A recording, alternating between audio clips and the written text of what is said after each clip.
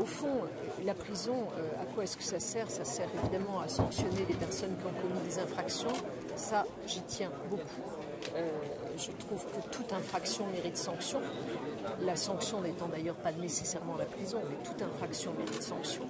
Ensuite, le deuxième objectif de la prison, c'est évidemment la sécurité de la société. Il faut que les établissements pénitentiaires assurent la sécurité de la société.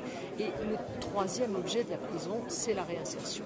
Et c'est évidemment le cœur de la mission des personnels pénitentiaires que d'assurer la réinsertion des détenus.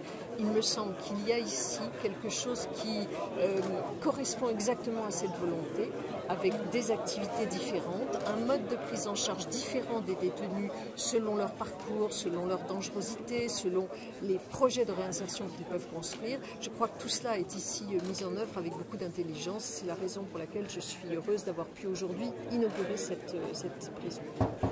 Donc la prison de demain, j'aimerais qu'on revienne sur ce qu'on a parlé ce matin.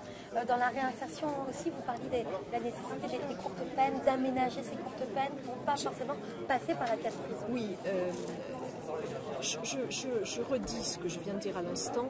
Toute infraction mérite sanction, c'est un fait. Mais il me semble que la prison, l'emprisonnement, n'est pas la seule réponse possible à une infraction. Il y a d'autres modalités de réponse.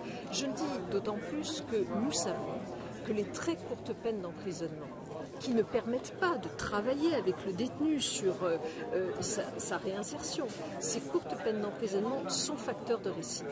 C'est la raison pour laquelle, dans le projet de loi que j'ai présenté au Sénat depuis quelques jours, dans ce projet de loi, je propose que les courtes peines d'emprisonnement soient, sauf nécessité bien sûr, remplacées par d'autres types de peines.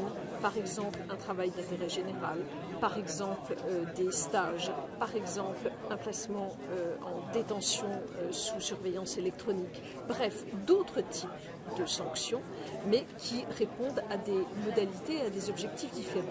Ainsi, les établissements pénitentiaires seront vraiment réservés aux personnes pour qui l'emprisonnement est utile. C'est ce que nous souhaitons.